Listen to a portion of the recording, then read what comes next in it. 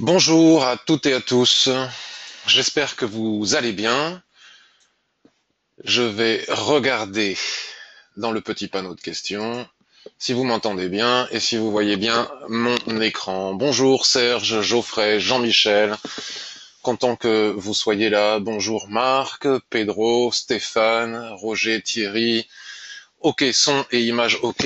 Plein de gens fidèles à l'heure et au rendez-vous. Voilà. Bon, il y a énormément de retardataires parce qu'il y avait un record d'inscriptions aujourd'hui pour assister à la revue de marché en live.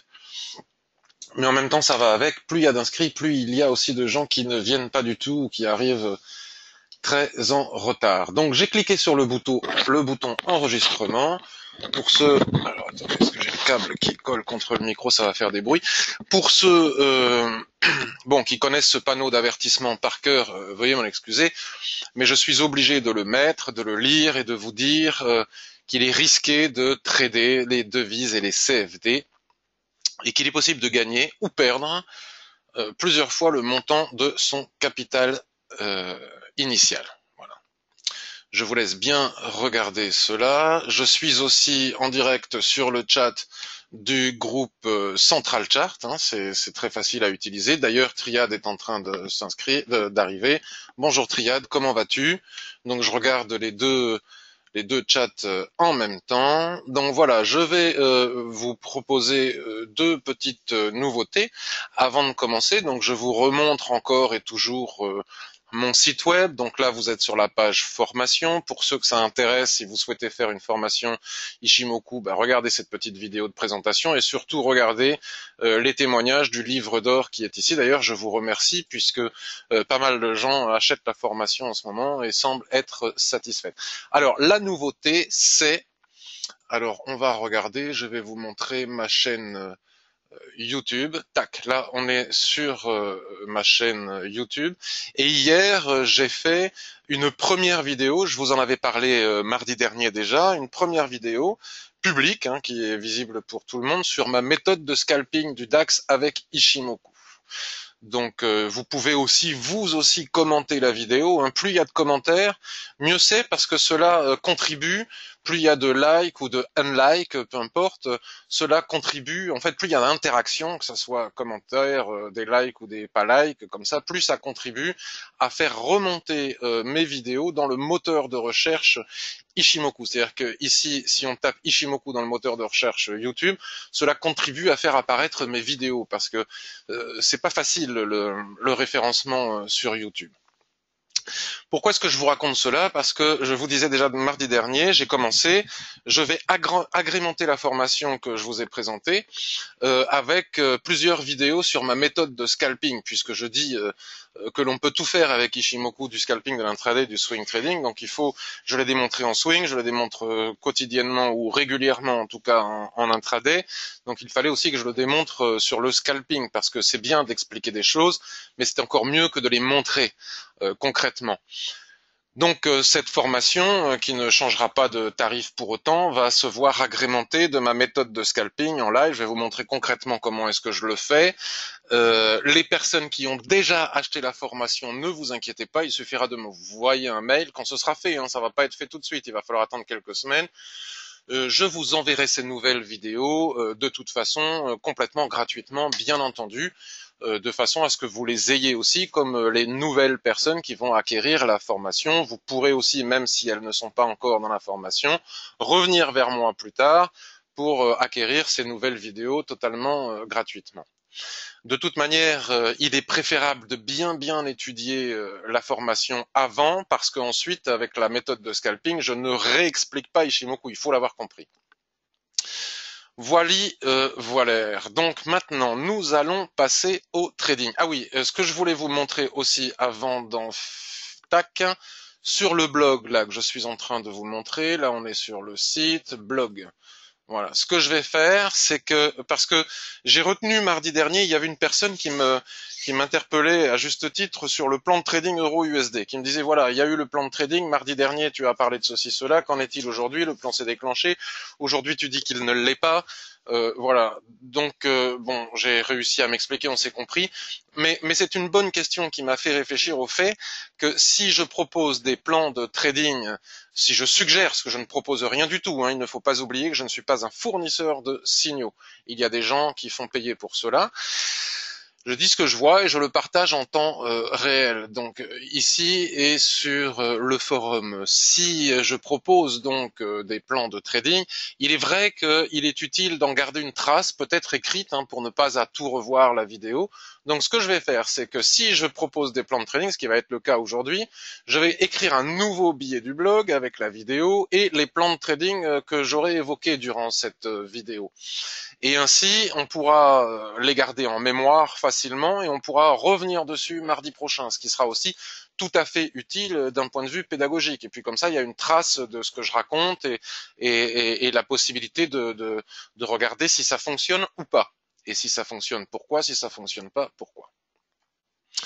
Revenons donc maintenant à la revue de marché. Je regarde si les retardataires sont arrivés. Bon, voilà. Il y a quelques personnes qui arrivent. Voilà, qui arrivent avec du retard. Donc on va commencer, si vous le voulez bien, par l'euro USD. Donc je disais sur Twitter tout à l'heure que le SP500, le Dow Jones et le DAX étaient faciles à analyser. Donc on regardera ça en fin de revue de marché. Grâce à Ishimoku, il n'y a pas vraiment de surprise sur les niveaux, les seuils qu'il faut surveiller et regarder sur les indices. Avant, nous allons reparler un petit peu de l'euro USD, puisque l'euro USD, vous le savez, ça fait un petit moment maintenant qu'il est enfermé dans cette dérive latérale H4. Albert, si tu es là, merci beaucoup pour tes renseignements concernant les logiciels là pour écrire directement sur l'écran. J'ai pas eu le temps de m'en occuper, mais je vais bien le faire. Merci beaucoup de m'avoir donné ces petits renseignements. Donc euro USD H4. Souvenez-vous, il y avait un triangle. Voilà. Donc j'avais expliqué que en cas de cassure par le bas du triangle, la probabilité de venir chercher le bas du range qui est ici, même si là je l'ai mis là, mais pour une question pratique. Mais enfin, on voit bien que le support, voilà, le support. Si disons que ce support casse, le suivant est ici, mais pour le moment c'est tout à fait inutile d'en parler puisque nous sommes là-haut.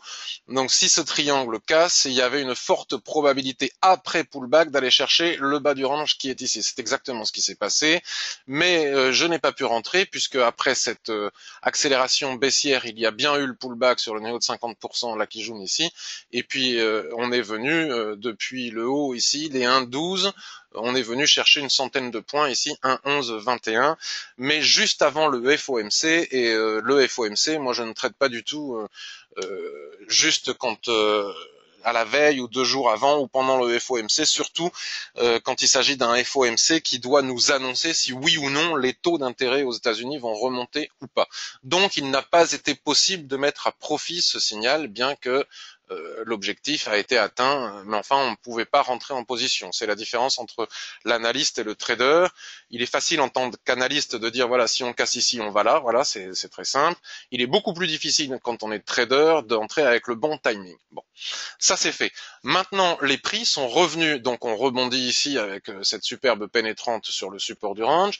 Ils ont rebondi, ils sont retournés chercher l'oblique qui est ici. Donc le plan de trading pour le moment, le seul que je visualise ici et que je vais écrire sur le blog puisqu'on va essayer de le mettre à profit si jamais ça se passe, c'est que en cas de cassure de l'oblique ici qui se trouve actuellement là juste au-dessus des prix, mais après ça peut casser plus bas, hein, on ne sait pas quand est-ce que ça va casser et si ça va casser. Actuellement ça se trouve ici à 1,1272, mais si les prix dérivent latéralement, on peut casser à 1,1262 puis ça peut redescendre comme ça assez longtemps. Donc si on casse ce niveau, il faudra se méfier puisqu'il faut aussi théoriquement, il faut se souvenir que tout fait obstacle à la Chikou-span, donc même si les prix cassent le niveau, le signal n'est pas validé tant que Chikou-span elle-même ne casse pas.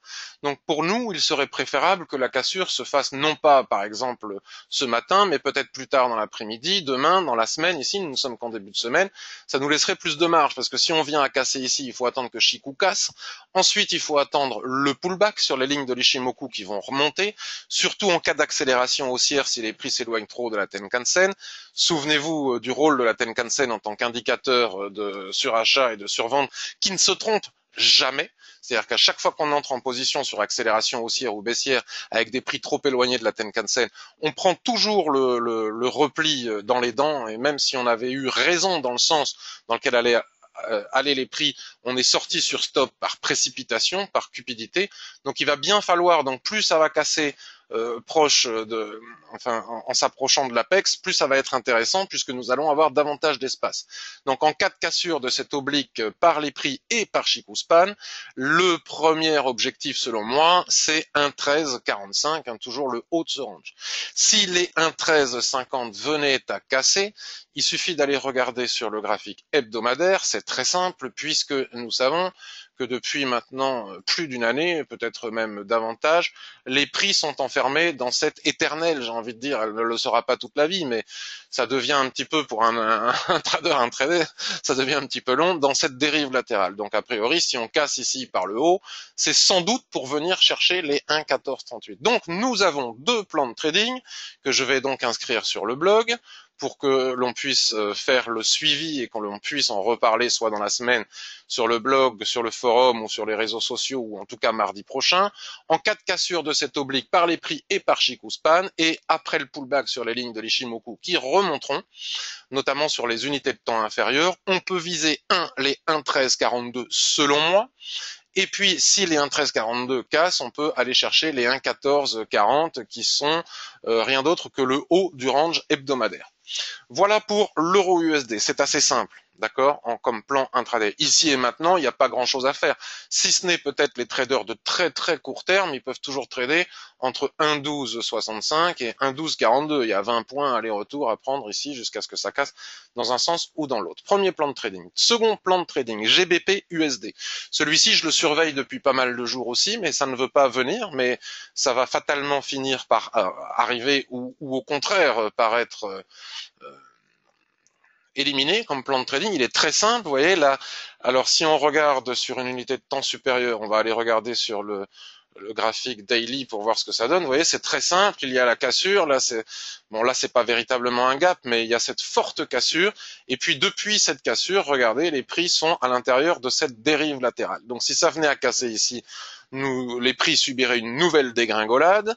À ce moment-là, pour le moment, c'est prématuré, mais il faudrait aller voir sur les unités de temps supérieures quels sont les objectifs. Mais je crois qu'on n'est pas loin de plus bas historique. Enfin, faut aller regarder. À ce moment-là, on utilise des extensions de Fibonacci, comme je vous l'avais montré par le passé.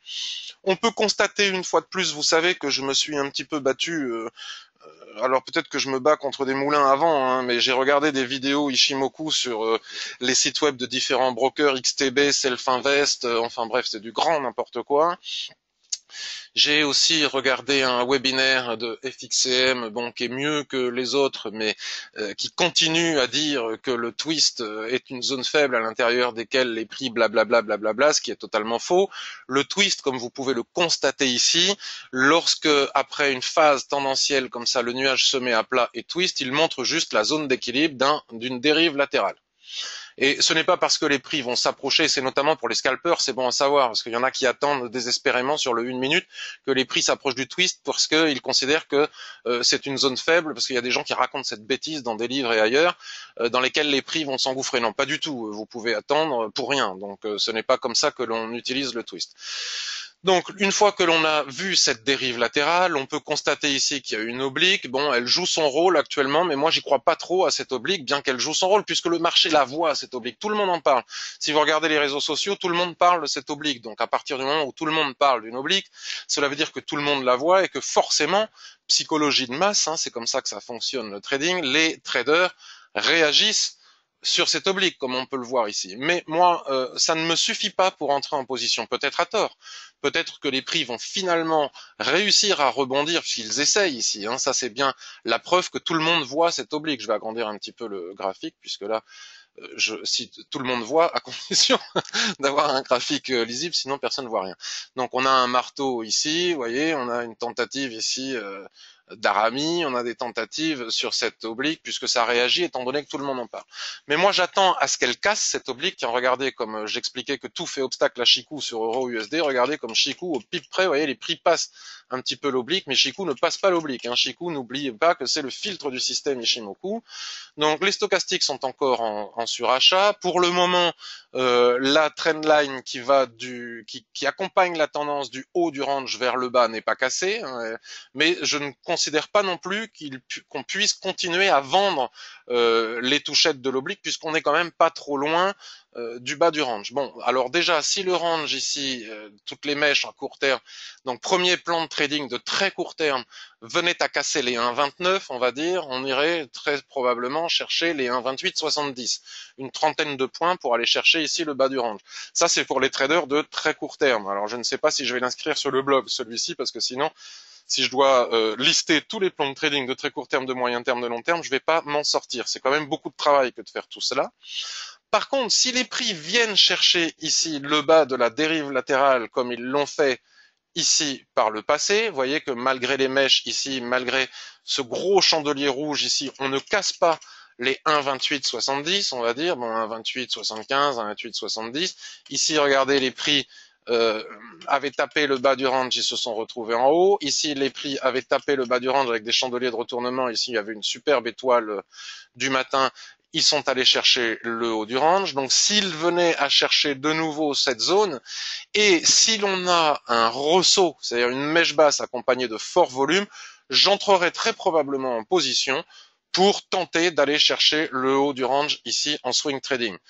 Bon, le swing trading, c'est quelque chose que je ne fais plus trop depuis pas mal de temps, mais on pourra toujours venir au minimum chercher la zone d'équilibre des 1,31 ici, ça donnera quand même 125 points, c'est déjà pas mal avec un ratio excellent, puisqu'on met en général le stop sous la mèche la plus basse, et donc on obtient un excellent ratio. Donc voilà pour le second plan de trading que je vais lister par la suite sur le blog. AUD USD. Alors, avant de parler de l'AUD USD, si l'on trade, si j'entre en position sur l'euro USD, je ne suis pas sûr que je le ferai aussi sur le GBP USD et encore moins sur l'AUD USD. Je ne vais pas rentrer en position. 3 fois déjà, ça ne rentrerait pas dans mon money management puisque je risque 1% de mon capital par trade et jamais plus de 2% en même temps ou très très exceptionnellement. Donc déjà, de fait, je ne pourrais pas entrer sur les 3 et il ne me semble pas pertinent d'entrer sur 3 trades, sur 3 paires qui contiennent le dollar américain, puisqu'a priori, c'est relativement corrélé. Donc si on en perd un, on les perd tous. Donc il faudra faire un choix. Hein, ce n'est pas parce qu'on a des plans de trading sur plusieurs paires qu'il faut tout trader. Donc l'AUD USD, je suis sur un graphique hebdomadaire. On peut constater une fois de plus... ça serait bien que les gens, ça leur rentre dans la tête, ça, qu'ils arrêtent de faire des webinaires en racontant des sornettes, mais enfin bon, bref. Une fois de plus, nous pouvons constater qu'après une phase tendancielle, quand apparaît le twist, qui est la conséquence de l'affaiblissement de la tendance, la plupart du temps, les prix rentrent en range, donc la probabilité pour que là on fasse du range jusqu'à 0,7152, puis jusqu'à 0,6870 existe. Pour le moment, on est en train de travailler une zone intermédiaire. Vous voyez, les prix ne sont pas passés ici en haut, ils ne descendent pas davantage et ils font du range entre ces deux niveaux. Alors, si on vient à casser, parce que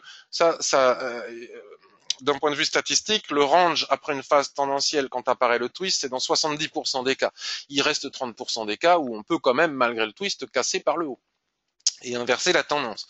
Donc si on vient à casser les 0,7710, à ce moment-là, on regardera quels sont les objectifs que l'on peut atteindre.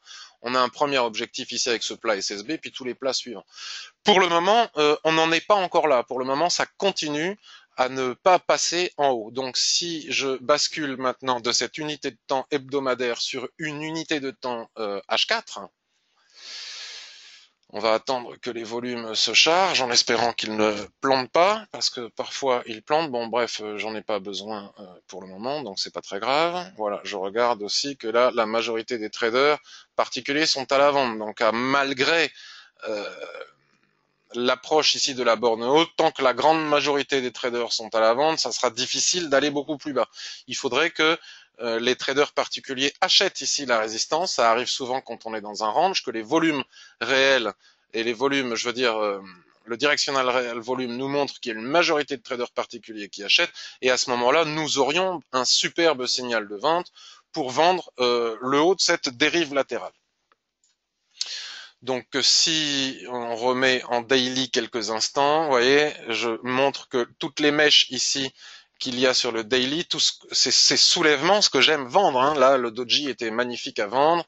Là, nous avions aussi une magnifique étoile filante, mais qui laissait un ratio plus complexe qu'ici. Et ici, nous ne savons pas. Donc, donc à chaque fois, les prix sont retournés chercher le bas. Il va falloir voir ce qu'il se passe ici. Mais attention, puisque les mèches peuvent quand même remonter assez haut, comme nous le montre le daily ici. Donc, c'est pour ça que pour anticiper en H4, il faut quand même tenir compte de ces mèches. Et c'est pour ça que j'ai rajouté cette oblique au-dessus de la dérive latérale daily. Puisque en daily les prix n'arrivent pas à casser, à franchir. Ça, c'est les mèches que l'on voit en daily. Vous voyez, souvent on me demande comment s'imbriquent les unités de temps les unes dans les autres. Là, c'est pas une cassure, on peut considérer ça comme une cassure, mais il faut pas le considérer comme une cassure, mais comme une probabilité de mèche. Tant qu'on ne casse pas le niveau daily, on ne peut pas rentrer en position à l'achat sur le H4. C'est très imprudent que de le faire. Donc ici, si nous avons de nouveau un soulèvement, notamment au-dessus de l'oblique qui est ici, nous pourrions aussi, une fois envisager de vendre pour retourner chercher le bas du range qui est ici. D'autant plus que les stochastiques sont en surachat, donc a priori elles viennent aussi, mais ça ne se fait pas. Donc voilà le troisième plan de trading. 3 plans de trading, Euro-USD, GBP-USD, AUD-USD au choix. Alors, je me suis fait un petit aide de mémoire que je vais aller regarder. Euro-USD, j'en ai parlé. GBP-USD, j'en ai parlé. Euro, AUD, daily. Je m'en souvenais plus. Donc heureusement que je me suis fait ce pense-bête. Euro AUD Daily. Qu'est-ce que j'ai vu? Ah oui. Alors, c'est un petit peu plus tiré par les cheveux, mais enfin, néanmoins, c'est un plan, hein, c'est un plan de trading. Alors, pas facile de trader les paires croisées. Faut faire attention.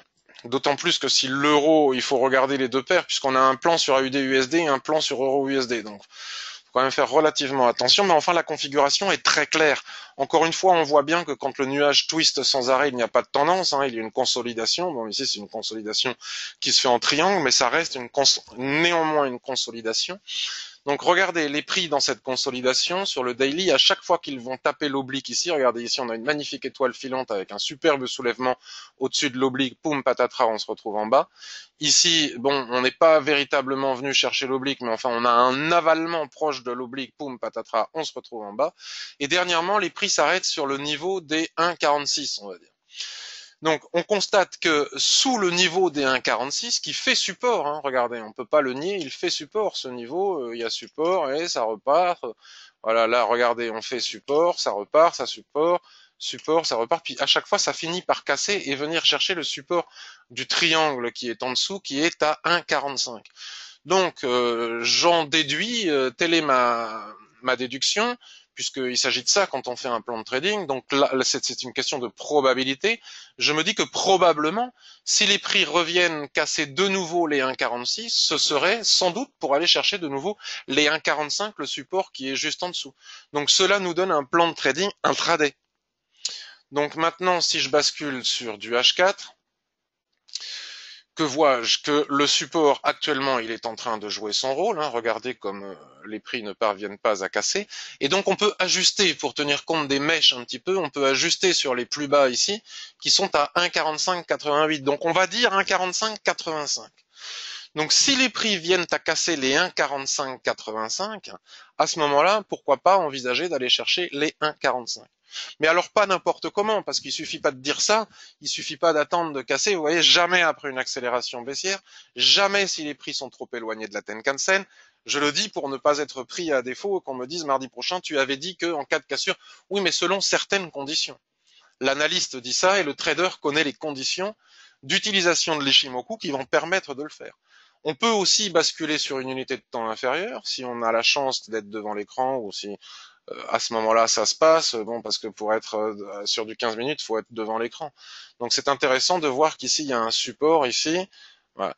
Donc, en cas de cassure des 1,4585, à ce moment-là, laissez casser sur le M15, laissez redescendre toutes les lignes de l'Ishimoku sur le M15 et voir avec la technique des chandeliers japonais que je vous ai montré mardi dernier, si sur les lignes de l'Ishimoku qui vont fatalement redescendre en cas de cassure des 1,45, on peut profiter du pullback notamment sur la Kijun ou sur d'autres lignes de l'Ishimoku avec, par exemple, des lignes de chandelier de retournement sur ce niveau qui nous permettraient à ce moment-là d'aller chercher les 45.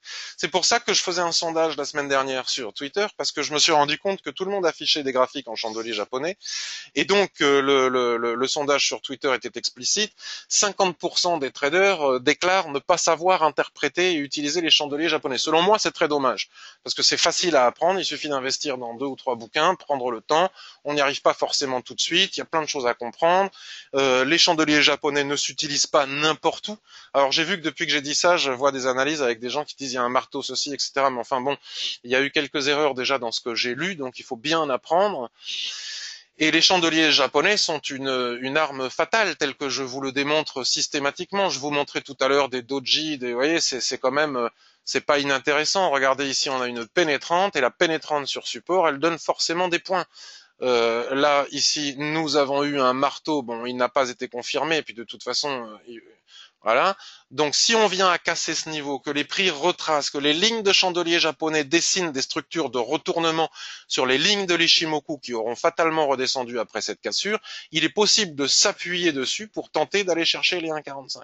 Ça gagne ou ça perd, ça n'a pas d'importance puisque nous avons un stop au-dessus des fameuses lignes de l'Ishimoku et des lignes de retournement sur les chandeliers japonais. Donc, nous avons un excellent ratio et donc il n'est pas très grave avec un excellent ratio de perdre un trade. C'est le risque à prendre parce que c'est qu'une question de probabilité. La probabilité de le gagner est importante, mais ça ne veut pas dire qu'on va certainement le gagner. Mais avec un bon ratio, il n'y a pas de souci. Donc voici notre 4e plan de trading. Donc maintenant, je vais passer à vos questions tout à l'heure. Je vais continuer ma petite revue de marché. Et donc, je me permettais de dire avec peu d'humilité que le SP500, le DAX, le Dow Jones, etc. étaient relativement faciles à analyser et à interpréter. Alors, pourquoi est-ce que je disais cela? Parce que les niveaux techniques sont parfaitement respectés. Ce n'est pas parce que ça bouge dans tous les sens en intraday que ça devient compliqué. Tant que un actif reste sur des niveaux techniques parfaitement bien identifiés par le marché, il s'agit de trader sur ces niveaux techniques et pas n'importe où au milieu par exemple, d'attendre que les prix viennent chercher ces niveaux techniques ainsi que la Chikou-Span et ce n'est pas très compliqué à analyser même si la volatilité est importante. Je ne dis pas qu'il est facile d'entrer en position en intraday ou en scalping sur ces indices, je dis que techniquement c'est facile à analyser. Donc, nous sommes ici sur le graphique hebdomadaire avec nos plus hauts historiques. Je montre une fois de plus, parce que le graphique me le montre, qu'après une phase tendancielle, quand intervient le twist, en aucun cas cela veut dire qu'il va y avoir une inversion de tendance. Et même si Chikou-Span et les prix cassent le nuage, en aucun cas cela veut dire qu'il faut vendre, que la tendance devient baissière, blablabli, blablabla, et toutes ces sottises que l'on nous raconte. Quand un twist apparaît après une phase tendancielle, la plupart du temps, je disais tout à l'heure, dans 70% des cas, les prix rentrent dans une période de dérive latérale. Donc ils sont bien rentrés dans une courte période de dérive latérale, et voyez, ils n'ont rien inversé du tout comme tendance, puisqu'ils ont réussi à casser de nouveaux plus hauts historiques qui se trouvaient sur les 2130 pour aller chercher le fameux niveau d'extension de Fibonacci. Souvenez-vous, ils sont plus sur mon graphique, mais le niveau de Fibonacci est là, l'extension de Fibonacci, 2187 points. Si on tient compte de la clôture du chandelier, bien évidemment, et pas des mèches. Et donc j'expliquais la dernière fois que nous avions un premier plan de trading. Alors j'ai écrit qu'il ne s'était pas déclenché, mais il s'est pas déclenché ces 2 dernières semaines, mais il pourrait se déclencher par le futur. Si les prix reviennent chercher le plat qui jaune ici, nous aurions peut-être une opportunité pour rentrer à l'achat et aller chercher les 2130, voire davantage de points au-dessus. Et ici et maintenant, que font les prix? Vous voyez, ils ont cassé cette résistance devenue support. Ils sont allés chercher l'extension de Fibonacci que j'ai montré les semaines précédentes à 2188 et ils retombent sur le support qui était la résistance ici, qui par inversion de polarité est devenu support. Vous voyez, c'est quand même pas très compliqué. Et vous avez la Tenkan-sen qui se met au milieu, puisque les lignes de l'Ishimoku sont représentatives de l'équilibre, représentantes de l'équilibre.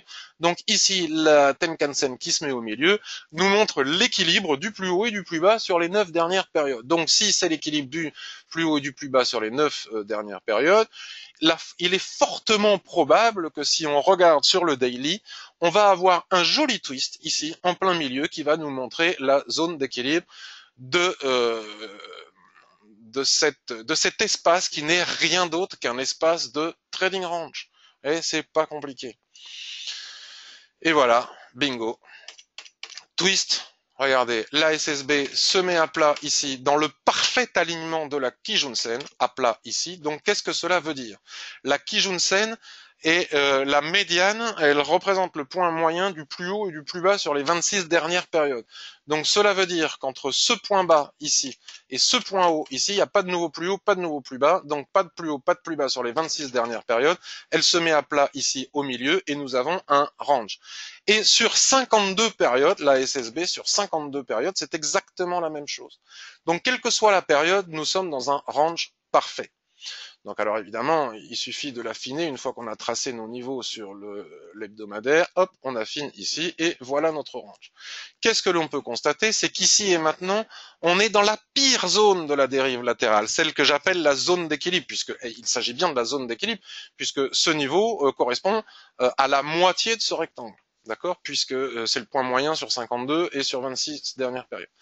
C'est la pire zone de trading. Vous voyez, comme on fait des mèches ici, on fait des mèches. C'est la pire zone de trading d'un range, c'est la zone d'équilibre. Néanmoins, maintenant que l'on a fait cette simple analyse, il suffit d'attendre, et ça va très vite avec les indices, il suffit d'attendre que les prix viennent chercher le bas du range ici. Si ça casse, on a l'objectif ici. C'est pas compliqué. Le plat SSB qui est ici, qui correspond à la trendline, et ça doit correspondre aussi plus ou moins au niveau de Kijun Weekly que je vous ai montré tout à l'heure. Si ça casse par le haut, eh bien, on retrace les expansions de Fibonacci pour savoir quel est l'objectif suivant une fois qu'on a passé cette première expansion de Fibonacci. Et ici et maintenant, on ne fait rien. C'est pas compliqué. Donc les gens disent c'est difficile, c'est une machine à laver, on se fait exploser. Bah oui, mais c'est une zone de non-trade.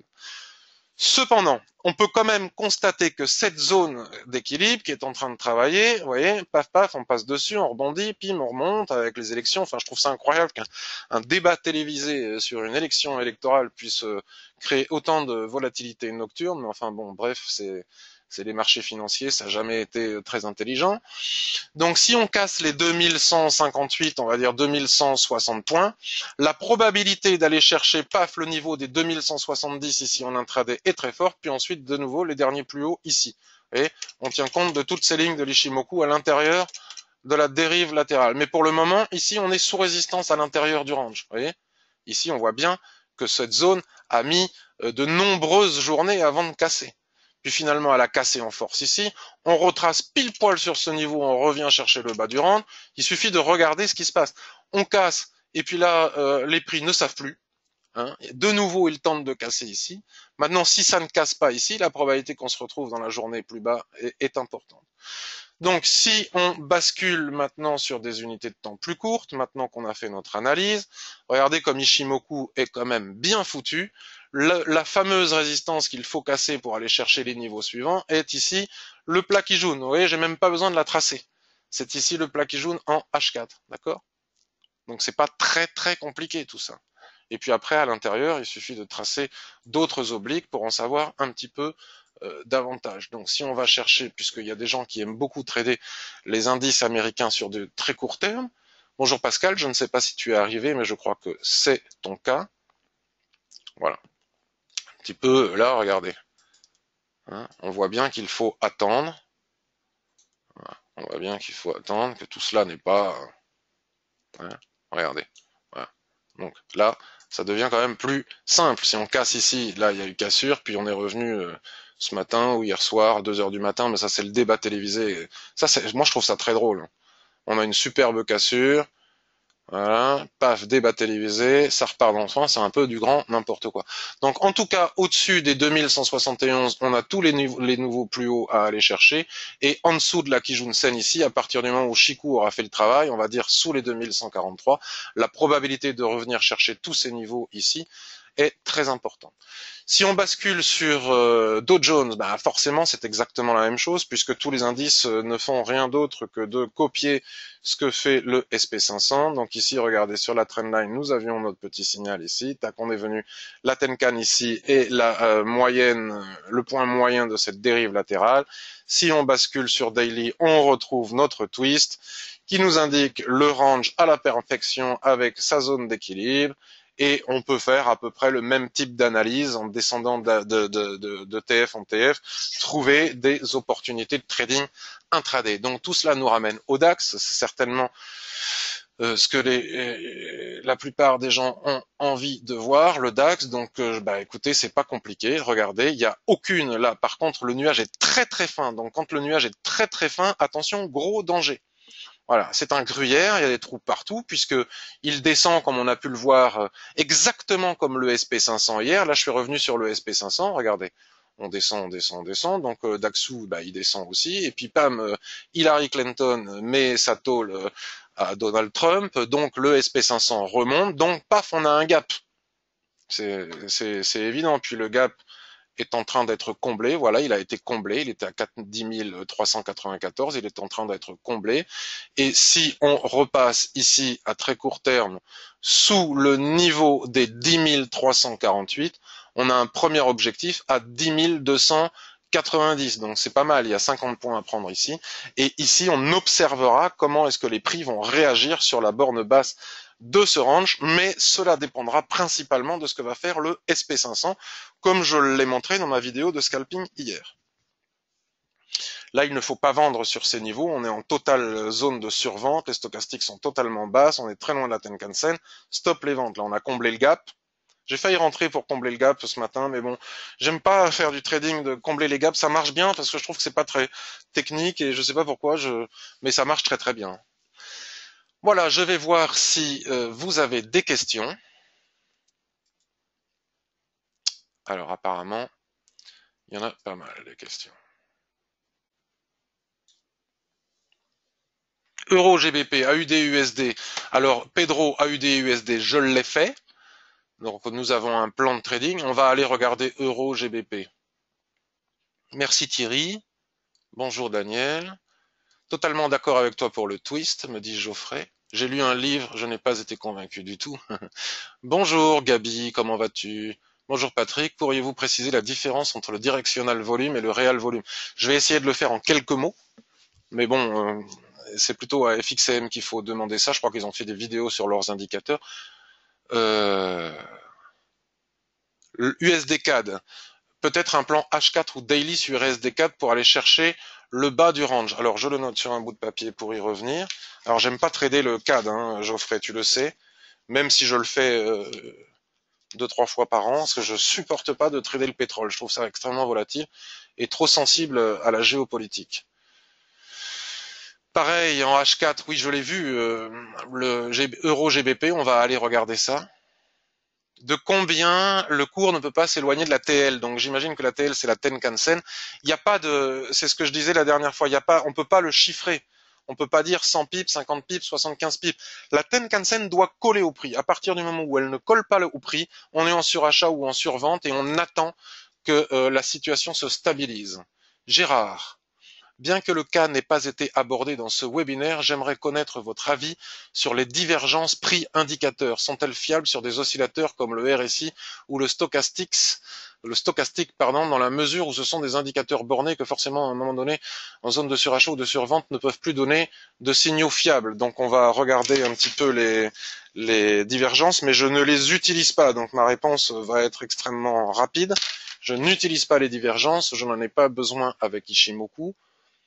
Donc on ne peut pas trader le DAX non plus. Si, bien sûr qu'on peut trader le DAX en intraday ou à court terme, mais on ne trade pas n'importe où en fait. C'est ça que j'essaye d'expliquer, Daniel. Donc bonjour EuroGBP, j'ai vendu hier la mèche du range, qu'en penses-tu? Bon, il y a pas mal de questions sur l'EuroGBP. Donc Daniel, bien sûr que l'on peut trader le DAX, mais pas n'importe où. Trader n'importe où provoque des pertes. Moi, je suis partisan je trade très peu. Tu peux aller regarder sur mon journal en intraday, je trade très peu. Quand je fais du scalping, je trade plus. Il n'y a pas besoin de gagner plus de 3 ou 4 trades par mois pour faire de très belles plus-values. Plus on trade, plus on a de chances de perdre. Il faut trader sur les seuils clés. Donc ici et maintenant, si on prend le DAX en H4, on ne peut pas le trader avec une forte probabilité. Tiens, d'ailleurs, je regardais pourquoi est-ce que les prix s'arrêtent ici, c'est qu'on a un gap ici, vous voyez, c'est un support. On a un support ici. Donc le DAX, on pouvait le trader ce matin, on pouvait gagner une cinquantaine de points ce matin en tradant à la vente pour aller combler le DAX. Après, il faut attendre qu'il soit sur des niveaux clés. Donc là, les niveaux clés, c'est ici en haut du range, c'est la zone d'équilibre au milieu, c'est en bas du range, et là, on a un autre niveau de support. Maintenant, ce que l'on ne peut pas faire sur le H4 peut parfois être fait sur une autre unité de temps. On va tracer ici la borne du gap et puis on va remonter ici pour se mettre, vous voyez ici le gap qui est ici. Vous savez qu'un gap fait office de support résistance. Si je bascule sur du 15 minutes, ce qu'on ne peut pas faire en H4, on peut peut-être le faire sur du 15 minutes. On va nettoyer tout ça juste histoire d'y voir un petit peu plus clair. Là, regardez, on a une phase tendancielle qui est celle du comblement du gap. Ici, on n'a pas loin d'avoir un twist, donc la probabilité que l'on entre dans une phase de range qui est ici, il faut faire très attention à ce niveau, il faut le garder puisque c'est la borne basse du gap. On peut trader, regardez, suite à cet avalement ici, on pouvait vendre, donc encore une fois les chandeliers japonais, pour aller combler le gap, c'est exactement ce qui a été fait, regardez, on est venu combler le gap, et ici on est au milieu de nulle part, donc là, oui, effectivement, là, selon moi, on ne peut pas trader, même à court terme. On pourra trader en bas, on pourra trader en haut, mais là, maintenant, il n'y a rien à faire, il n'y a même pas de quoi trader, tracer une oblique, il n'y a rien à faire. Donc maintenant, si je veux absolument trader que ça me gratouille très fortement, voilà, regardez comme on est venu chercher ici 10 458 et qu'on est venu au point près combler le gap qui est ici. Même sur du 5 minutes, tu vois ici et maintenant on est dans la phase descendante à l'intérieur de ce range qui a permis de combler le gap. On n'est pas venu chercher totalement la borne basse ici.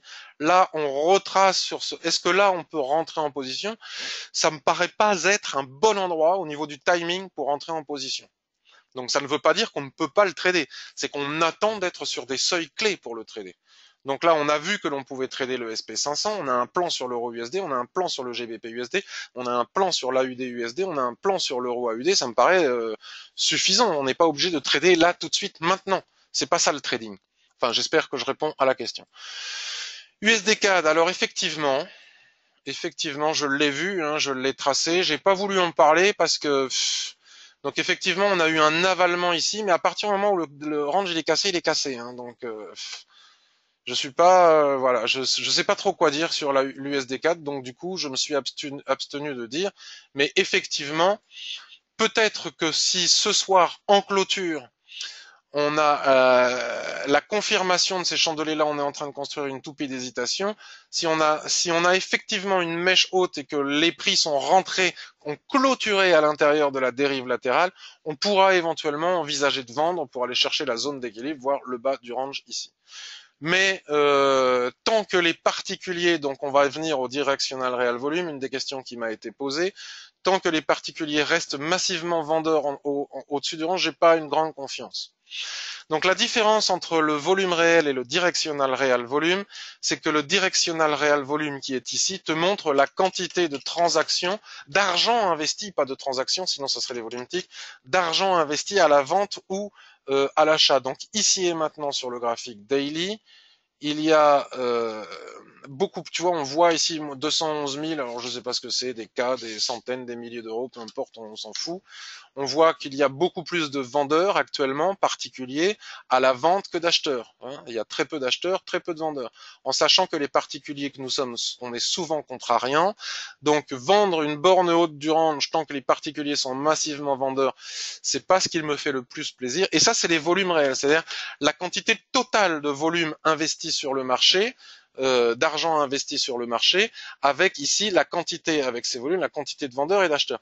Donc qu'est-ce que cela veut dire? Quand on observe, par exemple, où est-ce que l'on peut observer cela?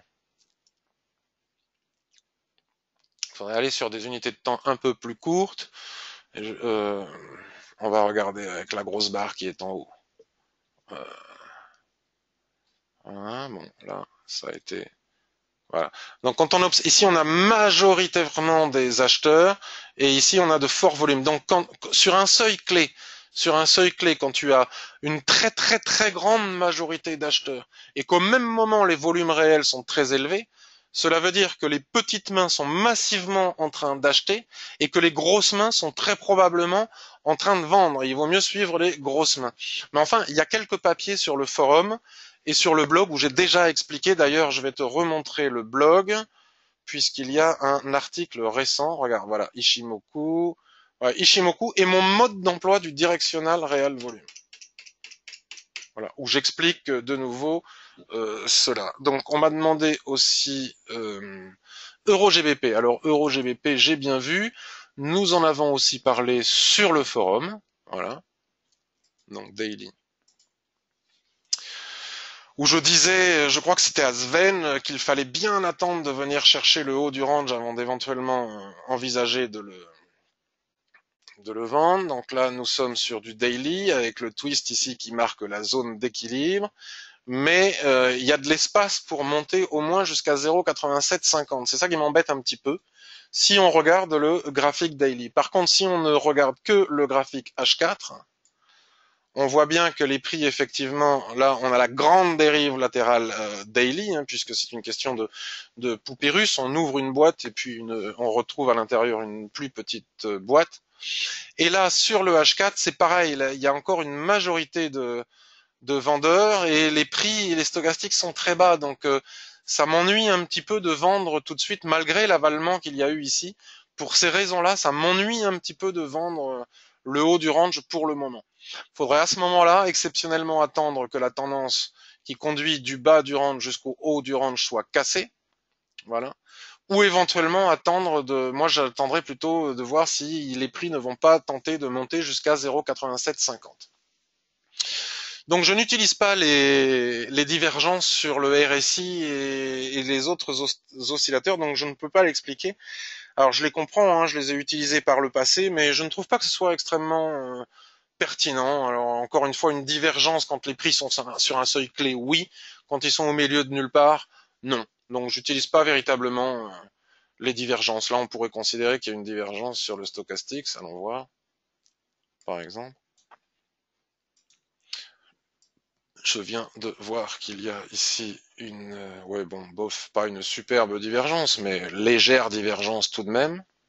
D'accord? Si on va la chercher plus loin, la divergence, on la trouve ici. Voilà.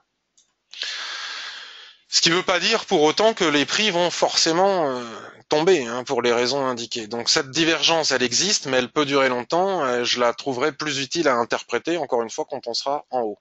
C'est toujours la même chose. Je vais aller voir s'il y a des questions sur le chat de Central Chart. Bonjour Patrick, me dit Ménéric. Salut Ménéric. Peux-tu redonner le lien pour cette revue de marché? Ah ben mince, il est juste au-dessus. Regarde, il est juste au-dessus de toi ici, là. Tac. Si tu le vois.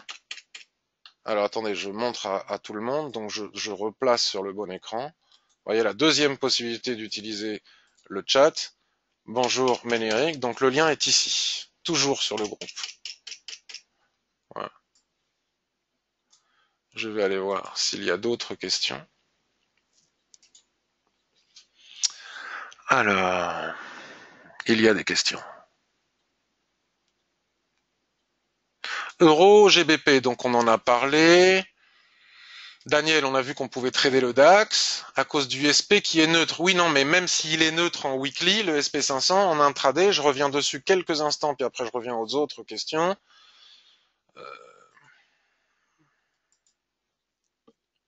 Il est où? Le SP500.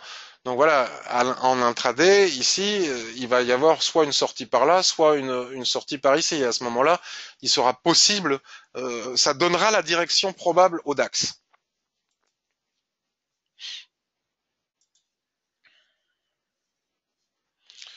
Alors, bam, bim, à cause du SP, alors j'ai des questions ici et sur l'autre chat.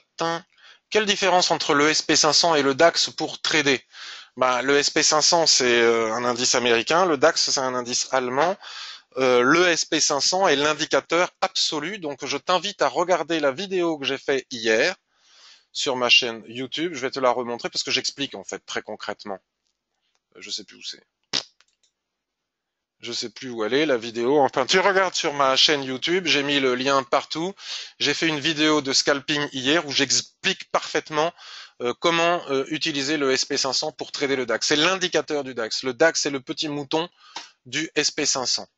Bonjour, me dit Stéphane. Je regardais ton replay, c'est mon premier live en direct. Merci beaucoup Stéphane. Ah, Stéphane, c'est Spirit Trader. OK pour le range trading. Lorsque twist en place sur Twitter, tu avais mal compris ma phrase. Zone à surveiller ne voulait pas dire passage facile, mais changement de situation de trade, passant de tendanciel à range. C'est exactement ça. Je voulais te féliciter pour ta pédagogie et tes bons conseils pour expliquer Ishimoku de façon simple, précise et pro. Merci beaucoup. C'est très gentil, Stéphane. C'est exactement ça. Je me bagarre avec ça parce que vous ne pouvez pas savoir la quantité de gens qui ont lu le livre d'une auteure qui explique que les prix et Chikou passent par le twist, blablabla, blablabla, et tout le monde répète bêtement sans observer. Et ça m'agace parce qu'il suffit d'observer. Vous prenez n'importe quel actif, vous vous mettez en 1 minute, puisque ce qui se passe en 1 minute, c'est pareil que le daily, et vous observez le twist, et vous me direz si les prix passent facilement par le twist. Donc les gens font des webinaires et ils expliquent les croisements de Tenkan qui jouent au-dessus du nuage, enfin tout et n'importe quoi. Pourquoi sur la station de trading FXM, je ne vois pas les gaps? Ils sont représentés par des grandes bougies. Parce que il faut que tu ailles sur, alors je fais SAV pour FXM, mais ça me fait plaisir pour vous. Pas pour FXM, mais pour vous. Donc tu vas sur ton graphique là, tel que je suis à l'écran, ça peut être utile pour plusieurs options. Une fois que tu es sur options, tu vas dans Market Scope. Une fois que tu es dans Market Scope, tu vas sur Options générales. Et ici sur Options générales, alors j'espère que c'est là. Alors c'est pas sur Options générales. C'est où? Disposition des graphiques. C'est quelque part par là. On va y arriver. Quelqu'un va me le dire. Sinon, pourtant si c'est dans Options générales. Attendez, on va me le rappeler. Voilà. Écart des prix. Regarde. Écart des prix. Il faut mettre affiché. Donc, Market Scopes, option générale, écart des prix, affiché. D'autres questions?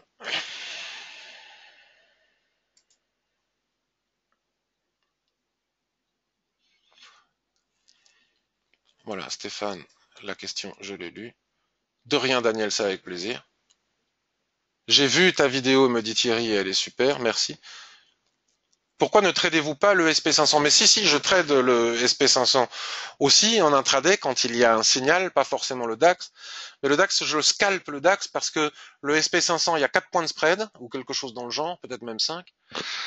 Le DAX, il n'y en a qu'un. Donc, comme en scalping, on va chercher 1 point, 2 points, 1 point et demi, 0,5 points. Si j'ai 4 points de spread, je perds à tous les coups. Que pensez-vous des bouquins de Khalid? J'en pense le plus grand bien, même si je n'utilise pas les vagues et j'allais dire la numérologie, mais c'est pas de la numérologie, il va me gronder si je dis ça. Je n'utilise pas les vagues et les nombres tels qu'il les explique dans son tome 2, mais j'ai déjà expliqué sur le forum pourquoi je ne les utilise pas et pourquoi ça ne me semble, c'est très pertinent, c'est super, mais ça ne me semble pas particulièrement utile, mais j'en pense le plus grand bien des livres. J'avais cru comprendre que les gaps ne fonctionnaient pas avec le forex. Ici, ils fonctionnent très très bien, c'est des niveaux de support résistance qui fonctionnent très très bien avec le forex aussi. Merci Mike qui me rappelait comment faire pour afficher les gaps. Geoffrey, question concernant les swings. Apparemment, il y a des contrats à terme ou qui se clore au bout d'un certain temps. As-tu des infos là-dessus? J'avais mis un post sur le forum, je ne sais pas si ma question est claire. J'irai te répondre sur le forum, mais j'ai pas une grande connaissance sur les contrats à terme des CFD. C'est pas ma spécialité. Mais je traite très très peu de CFD, très très très très peu de CFD. À part le DAX et quelques indices parfois, c'est très rare. Comment fais-tu pour mettre deux graphes l'un à côté de l'autre avec la TS2? Je vais te montrer. Et puis après, n'hésitez pas à poser vos questions à FXCM. Ils sont là pour ça, hein. Vous êtes client de FXCM. Donc si vous êtes chez FXCM, c'est aussi à eux de répondre et d'assurer le SAV de leur plateforme. Khalid dit que les prix traversent les twists comme capé. Non, il ne le dit pas. Analyse, je ne crois pas en tout cas. Bien sûr que les prix traversent les twists. Analyse indice versus futur reste similaire. Alors, je vais vous montrer par rapport au twist. Il ne faut pas me croire. Il ne faut absolument pas me croire ou croire machin ou croire bidule. Il faut observer par soi-même et tirer des conclusions de par soi-même. Enfin, ça fait des mois et des mois que je parle de cela. Donc, bon, il faut observer, vous prenez n'importe quel graphique, vous observez, il faut qu'il y ait du nuage, parce que s'il n'y a pas de nuage, comme là, il n'y a pas de volatilité. Le twist, c'est un indicateur d'essoufflement de tendance qui nous indique dans 70% que le marché va rentrer en range. Et lorsque le truc, c'est qu'il faut savoir utiliser Ishimoku. La première chose que doit faire un trader qui utilise Ishimoku, rien d'autre que cela, c'est regarder le nuage. Là, c'est regarder le nuage. Donc, là, ici, on est sur USD Yen en daily. Le trader qui utilise Ishimoku ouvre son graphique, regarde le nuage, il voit un nuage parfaitement orienté à la baisse sans l'ombre d'un twist, il sait immédiatement que la tendance est baissière et qu'il ne va chercher à ne faire que des ventes et rien d'autre que des ventes. Bon, évidemment, comme il utilise l'analyse dynamique et qu'il va regarder sur les unités de temps supérieures ce qu'il est possible de faire pour valider ses plans de trading, il sait très bien qu'ici le niveau des 100 est une grosse SSB mensuelle qu'il ne faut pas s'amuser à vendre. Mais tant qu'on n'était pas arrivé sur ce seuil, il n'y avait rien à faire d'autre que des ventes. Après une phase tendancielle comme celle-ci, quand apparaît le twist, tu as 70% de chances d'entrer en range. Si tu fais ce qui est écrit sur Internet ou ailleurs, c'est-à-dire qu'à partir du moment où les prix Echiku cassent le nuage, ça devient baissier, tu as 99,9% de chances de perdre tes trades parce que cela n'est pas vrai. Ce n'est que à l'issue de la phase de range que l'on saura si oui ou non on peut vendre et que la tendance reprend à la baisse ou au contraire, une fois cassé le range, que la tendance va être inversée et partir à la hausse. Et en aucun cas lorsque les prix ou Chikou cassent le nuage. C'est une fausse information. On va, je vais pas y passer. Alors où est-ce qu'on a cette information? Tac. Regarde, phase tendancielle. On a un exemple ici. Euro-yen, phase tendancielle, nuage parfaitement bien orienté à la baisse. Arrive le range ici. Les gars qui ont vendu la cassure du nuage ici, voilà, ou avec Chikou dans un sens ou dans l'autre, ils perdent, puisque à partir du moment où arrive le range, on entre dans une phase tendancielle. Il ne faut pas oublier que cette information, on l'a pas lorsque les prix sont à droite du graphique, on l'a 26 périodes en avance, donc quand on était par ici. Donc à partir du moment où après la phase tendancielle intervient le twist, vous voyez, il ne faut pas dire ceci ou cela ou croire machin ou bidule, il faut observer. Sinon on s'en sort pas. À partir du moment où arrive le twist, on rentre dans une période de range. Tac, ici, ce n'est que à la cassure du range que la tendance est reprise dans le sens inverse. D'accord? Puisqu'on aurait très bien pu, malgré la cassure du nuage par les prix et par Chikou, buter sur la borne haute du range et se retrouver ici en bas. Et ce n'est que à l'issue de cette cassure de range qu'on sait où on en est. A contrario, si on regarde, tiens, par exemple ici, NZD Yen.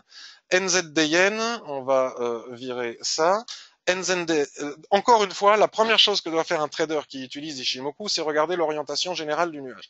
Ici et maintenant, quelle est l'orientation générale du nuage? L'orientation générale, il n'y en a pas. Il n'y a pas d'orientation. Le nuage n'est pas baissier, le nuage n'est pas haussier, le nuage est à l'horizontale. Et quand le nuage est à l'horizontale, il y a des twists sans arrêt. Et quand il y a des twists sans arrêt, ce n'est pas pour faire passer les prix à travers, c'est juste pour nous indiquer qu'il y a du range. Et quand il y a du range, les prix vont et viennent d'une borne à l'autre du range sans se soucier de par où ils passent. Ici, ils traversent toute l'épaisseur du nuage. Ici, ils traversent toute l'épaisseur du nuage. Ici, il n'y a pas beaucoup de nuages, mais ils traversent toute l'épaisseur du nuage. Ici, ils passent plus ou moins, allez, pour faire plaisir aux gens qui racontent cette bêtise, mais en fait, c'est même pas vrai. Ils ne passent pas par le twist. Et s'ils passent par le twist, ce n'est que le fruit du hasard. D'accord? Voilà. Donc, je vais maintenant aller finir mon travail sur le blog en allant lister par écrit les plans de trading que j'ai exposés lors de cette revue de marché, de façon à pouvoir avoir un suivi dessus et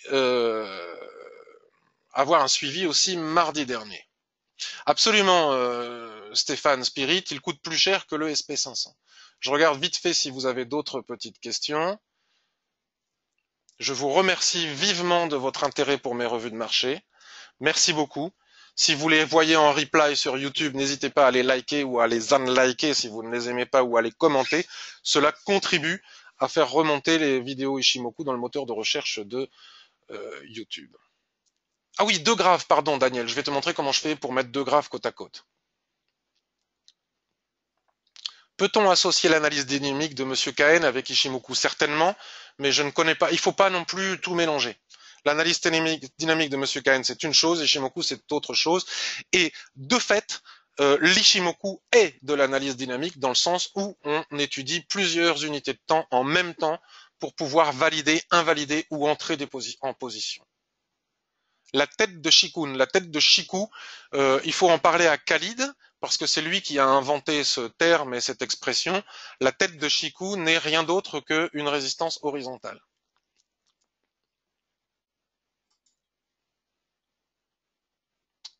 Merci à toi, Daniel. Patrick, de plus en plus pédagogique. Merci, Étienne. Oui, mais après, les gens, ils achètent plus la formation parce que j'explique tout gratuitement. Il me semble que Nicolas Darvas utilise aussi les boîtes. Alors, c'est possible, je connais pas du tout Nicolas Darvas, mais tout le monde utilise les boîtes, hein, notamment Nissan. Le problème, c'est que les débutants, ils voient pas le range. Donc, voilà, tout à fait, on peut trader les boîtes sans Ishimoku. Ishimoku ne sert pas du tout à trader les ranges, il sert à les voir. Par exemple, là, si j'enlève Ishimoku, on va dégager Ishimoku, après je vais pas... Voilà, on va tout dégager. Donc le trader débutant, il cherche la tendance, puisqu'on lui a dit trend is your friend. Donc il cherche désespérément la tendance. Il se dit, tiens, là, il y a une tendance. Voilà, il cherche la tendance. Il cherche la tendance, le trader particulier. Et puis, si ça se trouve, il va vendre ici un repli, alors qu'en réalité, il ne voit pas que ce qui a surtout à voir, avant de voir la tendance, c'est de voir la dérive latérale, de voir le range. Cela évite pas mal de bêtises. Vous voyez, par exemple, là, les prix vont se replier ici. Le trader particulier va vendre ici pour viser le bas du canal, et puis, poum, ça va rebondir ici, ça va repartir là-haut, il va pas comprendre pourquoi. L'avantage, c'est qu'avec Ishimoku, voilà, maintenant, j'applique Ishimoku. Ishimoku ne permet pas de trader les ranges, il permet surtout de les voir et de savoir où est la zone d'équilibre. Ça m'énerve toutes ces boîtes de dialogue qui s'ouvrent. Voilà. Paf. Modèle. Appliquer modèle. On va appliquer. Je suis sur quoi là? NZD Yen. Donc lui, il n'a pas les volumes. On va faire Ishimoku et RSI. Paf. Voilà, tac, le trader Ishimoku, lui, il a le twist, il a le nuage à l'horizontale, donc en un temps, deux temps, trois mouvements plutôt, à l'œil nu, poum poum, Ishimoku veut dire voir l'équilibre du graphique d'un marché en un clin d'œil, donc en un clin d'œil, grâce au nuage, il voit parfaitement l'équilibre du graphique, il sait, sans même se poser la question, que la borne haute du range, elle est ici, elle est en bas, et que la tendance, on verra plus tard. Voilà à quoi sert Ishimoku, à voir le range, pas forcément à le trader, puisque pour le trader, tous les traders expérimentés tradent les ranges sur soulèvement, ressaut. Voilà, donc pour afficher deux graphiques côte à côte, il faut par exemple, on va afficher l'euro AUD, on prend l'onglet euro AUD, donc je maintiens le doigt enfoncé sur le clic gauche de ma souris, je déplace, il y a une petite flèche là qui apparaît au milieu de l'écran, je déplace, je déplace, je déplace, et seulement et uniquement quand je suis sur la flèche, je relâche, et j'ai mes deux graphiques côte à côte. Donc là, j'ai mon euro AUD, et puis je peux mettre ce que je veux côte à côte. Ouf, le DAX, Pan dans les dents. Donc là, il faut aller regarder SP500, vous voyez, on est en train de travailler la zone dont je parlais tout à l'heure. Voilà pourquoi le DAX dégringole. Si le SP500 dégringole, le DAX dégringole. Voilà, je vous souhaite une excellente fin de journée. Je vous remercie de votre attention. Ah, bonjour Charles Eston qui a liké ma vidéo hier, Roger Champagne ici. Merci beaucoup. Merci. Merci à tous. Je vous souhaite une excellente journée et je vous dis à très bientôt. Bonjour, salut Stéphane, bonjour Ménéric et salut, à bientôt. Bye bye. Je vais mettre tout ça sur le blog.